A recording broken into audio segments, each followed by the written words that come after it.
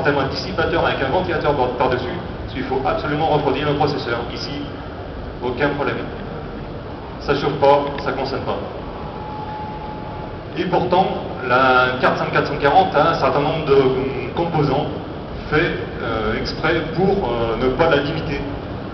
C'est prévu de pouvoir faire un certain nombre de choses avec cette carte, même si elle tourne entre guillemets que à 600 MHz. Du coup, il y a beaucoup de possibilités. On a la possibilité d'avoir 4 sorties vidéo par exemple. On pourrait avoir 4 écrans sur la carte SIM, avec une sortie DVI, VGA, VDS, télé. Le VDS c'est pour des écrans tactiles. On a la possibilité d'avoir une machine qui démarre à partir du réseau, simplement avec le câble connecté. On peut avoir une machine qui démarre sans aucun disque dur, avec on dit maintenant les SSD, Solid State Drive, en USB. Donc on peut très bien avoir une machine avec aucun disque dur, donc aucune partie mobile puisqu'il n'y a même pas de ventilateur, donc zéro bruit. Intéressant pour mettre une SIM 440 dans une chambre. Moi ma femme elle dort à côté, il n'y a aucun problème. On a quand même sur cette carte, on a 2 connexions réseau qui permettent par exemple de faire du routage entre 2 réseaux avec firewall et contrôle des paquets qui passent entre les deux. On a un connecteur CC-Talk. CC-Talk, ça c'est très industriel. C'est utilisé pour faire des systèmes de monétique avec un paiement par carte bancaire par exemple. On a un SPOGA programmable. Ça permet d'aller ajouter des fonctionnalités à la carte pour lui permettre de faire ce qu'on veut. On pourrait imaginer de piloter des robots à partir de cette carte par exemple. Donc vous voyez, c'est une carte qui en même temps consomme rien, zéro bruit, et en plus on peut faire un certain nombre de choses avec. On peut faire un produit fini, donc vous en avez un, on a fait un kiosque multimédia avec un écran tactile. Donc vous pouvez venir essayer ça sur notre stand, le stand de Relec. Il y a un écran tactile, donc vous déplacez les icônes, enfin vous utilisez le système directement avec le doigt. Toujours avec cette carte SIM 440. Ensuite, ce que fait Cube Systems, nous développons une autre carte, qui est la suite de la carte SIM 440, qui est un produit légèrement différent. Il ressemble beaucoup parce qu'il a le même processeur, toujours à 667 MHz. Par contre, l'idée finale est un peu différente, c'est-à-dire qu'il n'y a pas de processeur, de chip graphique qui permet d'avoir la vidéo directement. En contrepartie, ici, on a 3 slots PCI qui permettent de mettre une carte graphique sur tout, puisque là, sur cette carte, il n'y a pas de quoi avoir de la vidéo en sortie, et d'aller brancher 2 autres cartes PCI si vous voulez. Ça permet de réduire les coûts et d'avoir une évolutivité plus importante grâce au slot PCI.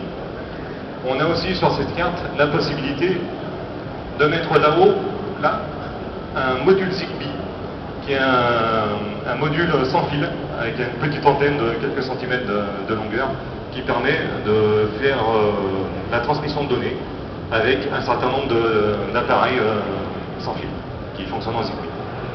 C'est, sauf erreur, le protocole de communication le plus rapide en sans fil, pour faire des applications de type industriel. Je ne parle pas de Wi-Fi.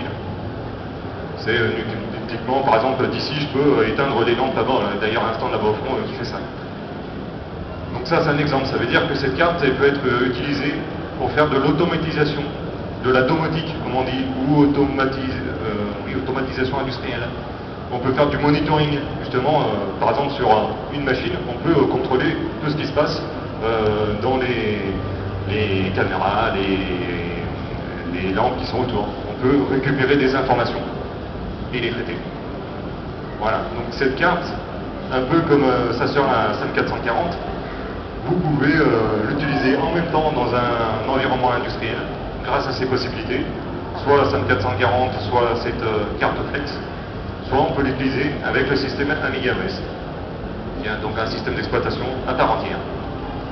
Autre chose, un Cube Systems fait le mini-mig pour les vrais Amiga fans. Vous savez ce qu'est un Amiga 500, et l'Amiga 500, donc cet ordinateur d'il y a 20 ans, a passionné tellement de gens, c'est des millions de gens à travers le monde, qu'il y a aujourd'hui une cible pour ces personnes-là qui veulent retrouver cette sensation de l'Amiga 500 de leur enfance.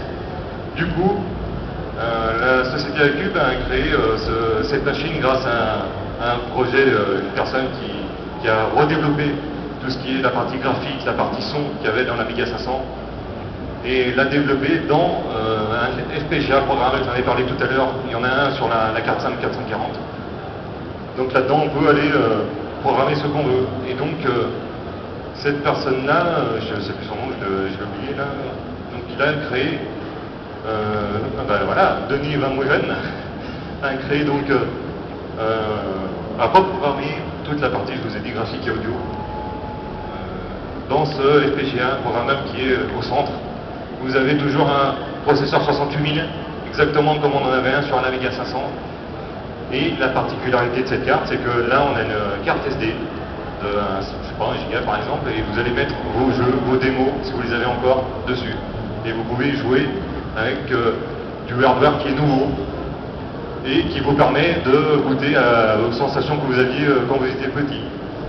Ça permet donc d'avoir en même temps, là on a la possibilité de mettre un clavier et une souris en PS2, clavier et souris plutôt standard, mais on a en même temps la possibilité d'aller brancher son joystick Amiga sur ces deux connecteurs-là.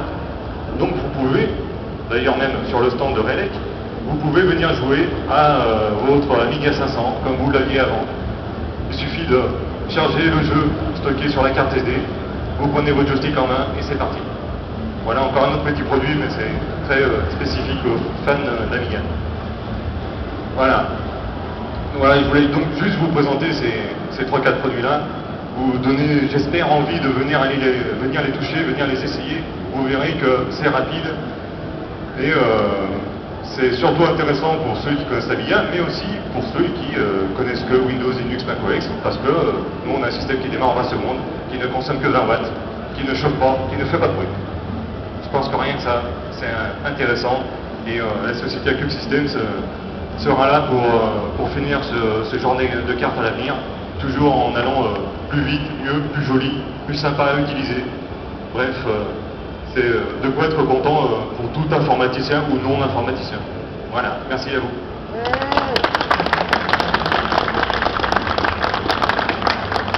Si vous avez des questions, n'hésitez pas, on est là aussi pour ça. Soit ici, soit là-bas, comme vous voulez.